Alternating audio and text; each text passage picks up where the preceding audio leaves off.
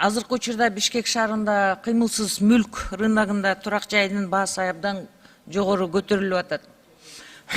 Бул көйгөй ушу шаар тургундарын көп убакыттан бери мындай кыйынчылыкка алып келип атат да. Жасалма түрдө баанын көтөрүлүп, рынокты көтөрүлүшү бүгүнкү күндө ошо рынокты бузуп, турак жай чыныгы баасы туурасында жаңылыш түшүнүктөр пайда болуп, спекуляциянын өсүшү аябай чоң деңгээлге көтөрүлүп кетти да. Бул көрүнүштү көпчүлүгү инфляцияга шылтап атышат, курулуш материалдары кымбаттады деп айтып атканы менен, бирок айрым риэлторлор, аларды перекупщиктер деп коет, агентстволор батирлердин баасын 2 эсеге көтөрүп атат да.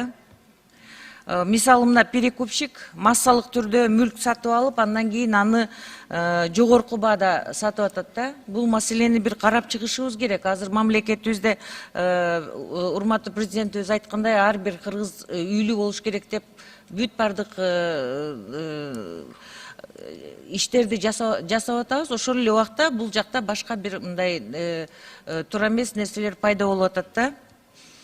Бул көрүнүш менен биз калкыбызды калың катмарын турак жай менен камсыз кыла албайбыз да. Ошон үчүн мен сиздерге бир ой айткым келип атат. Алгачкы кадамдар катары ушул риэлторлорду, спекулянттарга карата бир мындай катуу административдик, анан кылмыш жоопкерчилигин киргизүү зарыл болуп атат деп ойлойм да.